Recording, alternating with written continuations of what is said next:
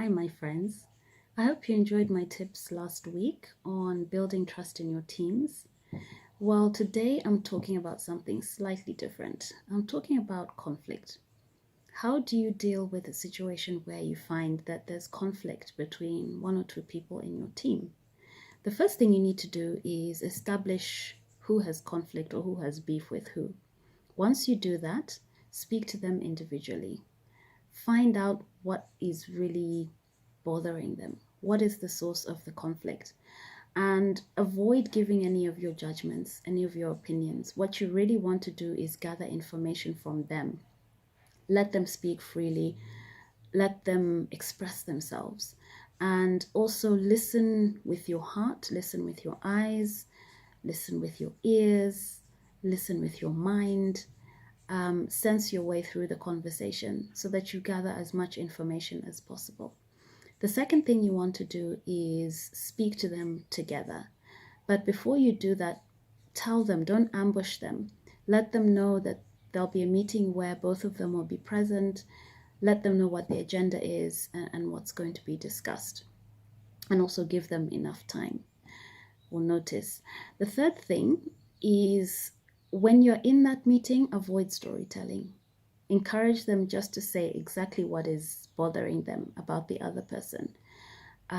Also encourage them to express or relay what the other person just told them in their own words, so that you encourage them to begin to listen to the other person.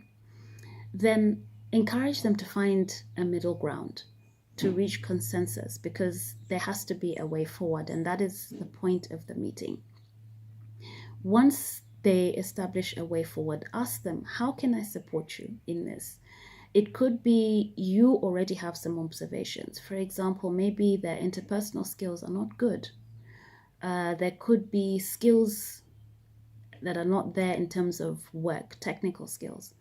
Anything else that you observe, help them. So hear what they have to say, then also offer your help. For example, there may be need for a refresher course, training, coaching, mentoring, whatever it is, give them the support that they need. Then also, after the conversation, monitor them. Just see how they're getting on. Encourage them also to keep communicating with each other. What you don't want is for them to come running to you to say, oh no, now she's done this or now he's done that. You want to encourage them to keep talking to each other the way you guided them through, where they listen to each other without interruption, they relay what the other person has said, and then they look for a middle ground and they agree how they're going to get there and to be consistent in how to get there. The last thing I wanted to mention, though, is as the leader, it's also your responsibility to lead by example. So if you're going to tell them and encourage them to talk to each other when there's conflict, you also need to be showing them that you do the same. So when you have beef or you have an issue with a fellow manager or a superior, talk to them. Of course, with respect, at the right time, and carefully, because you need to know how to approach somebody. But demonstrate that you also resolve your conflicts like that. That way, they'll be more encouraged to follow through on the advice that you've given them. So, guys, I really hope this has helped. Please look out for this Facebook group that I'm about to launch. I'm really excited because it's for all of us who love learning how we can handle situations in an emotionally smart way. So whether you're a leader at work, in a personal capacity, professionally, socially, this is the group for you. We'll be sharing tips, we'll have Q&A sessions, give advice to each other, and just learn, build, and grow together. So look out for that. If you missed out on my building trust tips last week, you can download them from my website.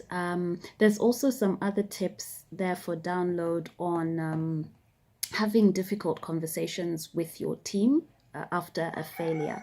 So feel free to check those out on the website, download them. Actually, they're really good if you print them out and put them up in your office. Encourage a discussion or debate around it with your peers and your team and see how you can make it yours. So guys, thank you so much as usual for your attention. I really do appreciate your support. Take care, stay blessed, and have a wonderful, fun, but productive week. Bye.